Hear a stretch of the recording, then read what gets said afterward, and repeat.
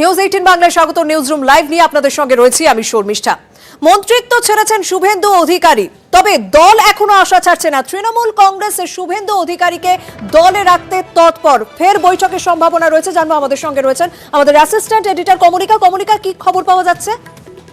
দেখো, আমরা যেটা সূত্র মারফত খবর পাচ্ছি সেটা হচ্ছে আগামী 30 তারিখ অর্থাৎ সোমবার ফের বৈঠক হওয়ার সম্ভাবনা শুভেন্দু অধিকারীর সাথে দলের। এবং আমরা যেটা জানতে পাচ্ছি, আরো একবার বলে রাখি, 30 তারিখ ফের বৈঠক হতে পারে শুভেন্দুর সঙ্গে দলের, এবং সেরকমই চেষ্টা চলছে, এমনটাই সূত্র মারফত আমরা জানতে পাচ্ছি। শুভেন্দু অধিকারীর মা, তার শরীর খারাপ, এবং সৌগত রায় কথা বলেন সকালবেলায় শিশির অধিকারীর সঙ্গে, এবং সকালেই যেরকম সৌগত রায় বলেছেন যে আলোচনা হওয়া উচিত, আলোচনা হোক। আর সেখান থেকে আমরা জানতে পাচ্ছি এক্সক্লুসিভলি যে 30শে নভেম্বর ফের বৈঠক হতে পারে শুভেন্দু অধিকারীর সঙ্গে। ধন্যবাদ কমলিকা।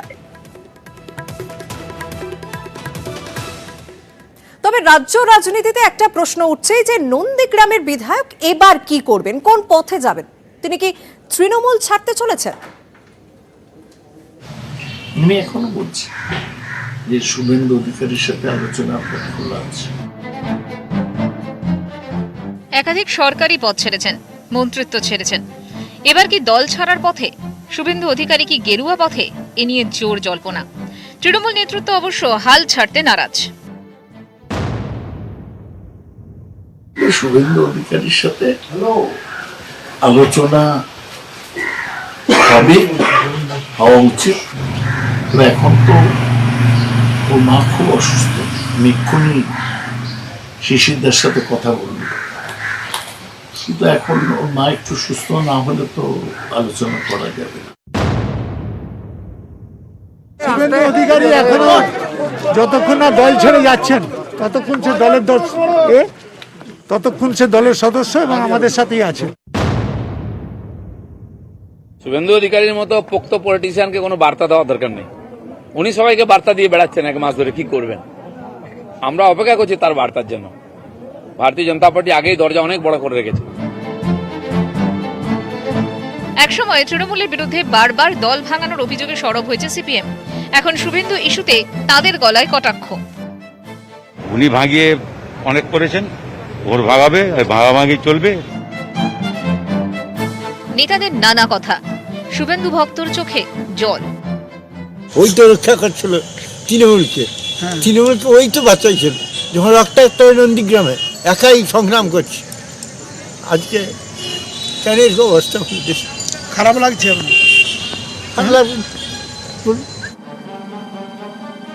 শুভেন্দুকে ঘিরে শীতের বাংলা গরম। নিউজ 18 বাংলা। আর মন্ত্রিত্ব ছাড়ার পর প্রথম অরাজনৈতিক সভা শুভেন্দু অধিকারী। মহিষাদলে আগামীকাল রণজিৎ বয়াল, স্বাধীনতা সংগ্রামী, তার স্মরণ সভা রয়েছে, যার আহ্বায়ক মূল শুভেন্দু অধিকারী। সেখান থেকে তিনি ঠিক কি বার্তা দেন, রাজনৈতিক মহল সেদিকেই তাকিয়ে রয়েছে।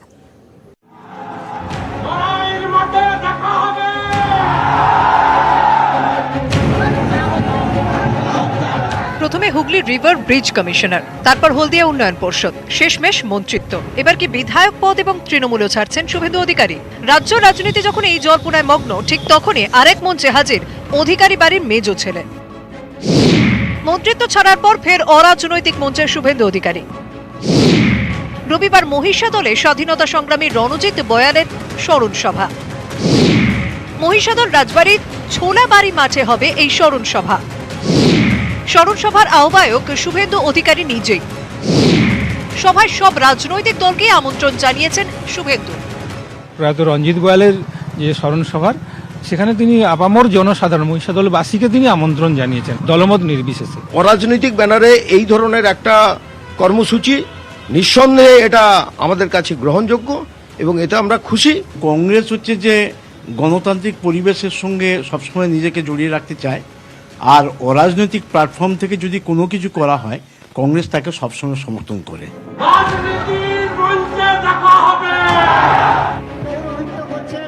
সম্প্রতি বেশ কয়েকবার দলের ব্যানার ছাড়া তথাকথিত অরাজনৈতিক মঞ্চে দেখা গিয়েছে শুভেন্দুকে। সেই সব মঞ্চ থেকে কখনো নাম না করে তৃণমূলকে বার্তা দিয়েছেন, কখনো আবার পুরোপুরি এড়িয়ে গিয়েছেন রাজনীতির ইস্যু। নিয়ন্ত্রকরা তারাইনি বা আমি কিন্তু রাজনৈতিক পর্যবেক্ষকদের মতে শুভেন্দু মন্ত্রিত্ব ছাড়ার পর মহিষা দলের সভার তাৎপর্যই বেড়ে গিয়েছে। অনেকে আবার এও বলছেন মন্ত্রিত্ব ছাড়লেও শুভেন্দু খাতায় কলমে এখনো তৃণমূল বিধায়ক, তাই এখানেও রাজনৈতিক বার্তা এড়াতে পারেন তিনি। রাজনৈতিক মহল অবশ্য একটা বিষয় নিশ্চিত, রবিবারের মহিষা দলে শুভেন্দু কিছু বললে সেটাও খবর, শুভেন্দু কিছু না বললেও খবর। মহিষা দল থেকে সুজিত ভৌমিক, নিউজ 18 বাংলা। এদিকে 21-এর ভোটকে সামনে রেখে তৃণমূল নেত্রী এবার জেলা সফর শুরু করতে চলেছেন এবং তা শুরু করছেন পশ্চিম মেদিনীপুর থেকে। আগামী 7ই ডিসেম্বর মেদিনীপুর টাউনে তার একটি সভা রয়েছে এবং যেখানে পূর্ব মেদিনীপুরের মানুষও উপস্থিত থাকবেন।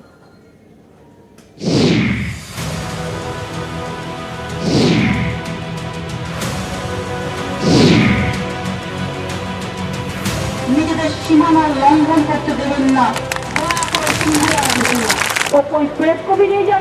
রাজনৈতিক পর্যবেক্ষকদের অনেকের মত, রাস্তার রাজনীতির সৌজন্যেই ক্ষমতার অলিন্দে ঢুকতে পেরেছেন মমতা বন্দ্যোপাধ্যায়। সেই ক্ষমতা ধরে রাখতে আবার রাস্তাতেই তৃণমূল নেত্রী। 2021-এর লড়াইটাও রাস্তায় নেমে করতে চান বাংলার মুখ্যমন্ত্রী। সেই লক্ষ্যেই এবার জেলায় জেলায় পৌঁছে যেতে চান মমতা বন্দ্যোপাধ্যায়। মেদিনীপুর থেকে জেলা সফর শুরু করছেন মমতা। 7ই ডিসেম্বর মেদিনীপুর টাউনে তৃণমূল নেত্রীর সভা। পশ্চিম মেদিনীপুরের সভায় থাকবেন পূর্ব মেদিনীপুরের মানুষও। জেলা সফর শুরুর জন্য কেন মেদিনীপুরকেই বেছে নিলেন তৃণমূল নেত্রী? রাজনৈতিক বিশ্লেষকদের একাংশের মতে, মন্ত্রিত্ব থেকে শুভেন্দুর পদত্যাগের পর মেদিনীপুরের রাজনৈতিক গতি প্রকৃতি এখন চর্চার বিষয়। কারণ পূর্বের পাশাপাশি পশ্চিম মেদিনীপুরেও শুভেন্দু অধিকারীর প্রভাব রয়েছে। জনসভা থেকে 2 মেদিনীপুরের রাজনৈতিক হাওয়া বুঝে নিতে চান মমতা বন্দ্যোপাধ্যায়। সেই সঙ্গে জনসভা থেকে মেদিনীপুরের দলের কর্মী সমর্থকদের চাঙ্গা করাও তৃণমূল নেত্রীর লক্ষ্য। সারা পশ্চিম বাংলায় আমি একজন কর্মী হিসেবে আমি এখন অবজার্ভ। শুভেন্দুর পদত্যাগের পর বৃহস্পতিবার রাতেই দলের হাই ভোল্টেজ বৈঠক করেন মমতা বন্দ্যোপাধ্যায়। সমস্ত নেতা মন্ত্রীকে ঝাঁপিয়ে পড়ে রাজনৈতিক কর্মসূচি শুরু করে দেওয়ার একই মেদিনীপুরের মাটি থেকেই মমতা বার্তা দিতে চান, বিনা যুদ্ধে নাহি দিব সুচগ্র মেদিনী। কমলিকা সেনগুপ্ত, নিউজ 18 বাংলা। এদিকে কাল হলদিয়ায় সুজিত বসু নেতৃত্বে একটি মিছিল রয়েছে, সেই মিছিল সংক্রান্ত আপডেট নেব। আমাদের সঙ্গে রয়েছেন প্রতিনিধি আবির ঘোষাল। আবির, এই বৈঠকে এই মিছিল হলদিয়ায় কতটা গুরুত্বপূর্ণ এই মুহূর্তে? অবশ্যই গুরুত্বপূর্ণ, তার কারণ হচ্ছে যে শুভেন্দু অধিকারী এই হলদিয়া এবং সেই জায়গাতে দাঁড়িয়ে তিনি যখন দল এবং প্রশাসনের সঙ্গে দূরত্ব তৈরি করে ফেলেছেন, সেই জায়গাতে তৃণমূল কংগ্রেস এতদিন ধরে তার যে সতীর্থ যেটা ছিলেন অন্তত মন্ত্রিসভায়, সেই সুজিত বসু তিনি যাবেন হচ্ছে মিছিল করতে। যেটা খবর সেটা হচ্ছে হলদিয়াতে বিকেল 3টের সময় কদমতলা থেকে সিটি সেন্টার পর্যন্ত তৃণমূল যুব কংগ্রেসের ডাকেই করবেন। ধন্যবাদ আবির।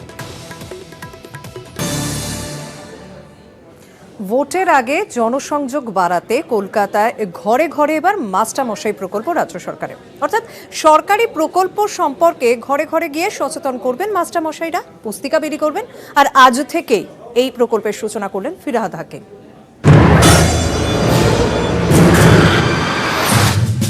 মানুষের দুয়ারে পৌঁছবে সরকার। ভোটের আগে মানুষের ঘরে ঘরে সরকারি পরিষেবা পৌঁছে দিতে দুয়ারে সরকার প্রকল্পের নির্দেশিকা জারি করেছে নবান্ন।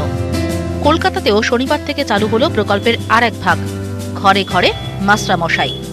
রাজ্য সরকারের বিভিন্ন প্রকল্পের বিষয়ে জনসাধারণের সচেতনতা বাড়াতে এবার বাড়ি বাড়ি ভিজিট দেবেন শিক্ষকেরা, বিলি করবেন সরকারি প্রকল্পের সব খুঁটিনাটি লিপিবদ্ধ করা পুস্তিকা। শনিবার চেতলা থেকে এই কর্মসূচি শুরু করেন ফিরহাদ হাকিম। আজ থেকে শুরু হলো, এদের সব বেশিরভাগই মাস্টারমশাই, এরা বাড়ি বাড়ি গিয়ে ওই প্রকল্প নিজেরাই ছাপিয়েছে, সেটা বাড়ি বাড়ি দেবে এবং দিদির প্রকল্পে কি কি সুবিধা পাবেন সেই বাড়ির ক্ষেত্রে, কার রূপশ্রী, কার কন্যাশ্রী, কার সবুজ সাথী, কেউ অনেকগুলো 66টা প্রকল্পে কার কি সুবিধা পাবেন সেটা বাড়ির লোকের সাথে কথা বলে এই লিফলেটটা দেবেন বা ওর সাথে ফর্ম আছে সেটা দেখবেন। সরকারের এই কর্মসূচির বিরুদ্ধে তোপ দেগেছে বিজেপি। टीचर्स खुद जानते हैं कि इस देश के अंदर सबसे कम यदि टीचर्स को तनख्वाह किसी प्रदेश में मिलती है तो वो पश्चिम बंगाल में मिलती है। टीचर्स का शोषण हो रहा है और जिनका शोषण हो रहा है उनको लेकर फिरहाद हकीम जनता के बीच में गए, जनता ने उनको नकारा, जनता ने उनको जवाब दिया, जनता ने उनको हुट किया।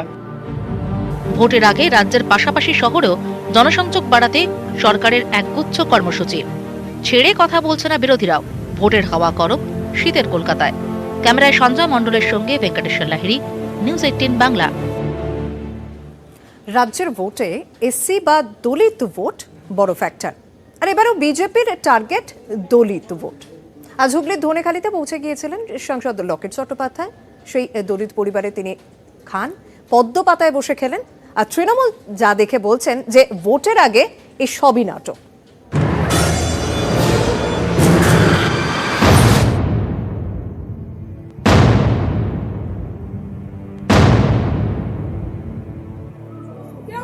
ধনেখালির বাগদি পরিবার, সরকারি খাতায় এসসি অর্থাৎ দলিত।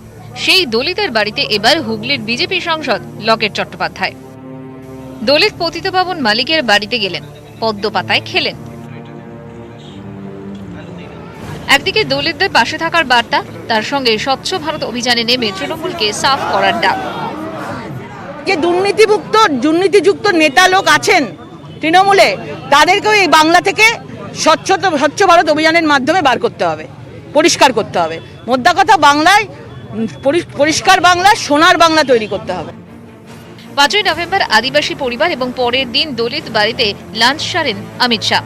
এবার দলিত ঘরে লকেটের খাওয়া দাওয়া। তৃণমূল কটাক্ষ করে বলছে এসবই ভোটের দিকে তাকিয়ে নাটক। এটা আমি একজন দলিত এবং বাগদি সম্প্রদায়ের আমি ছেলে, আমি বুঝতে পারছি যেটা আমাদের এখানে অপমান করা হচ্ছে।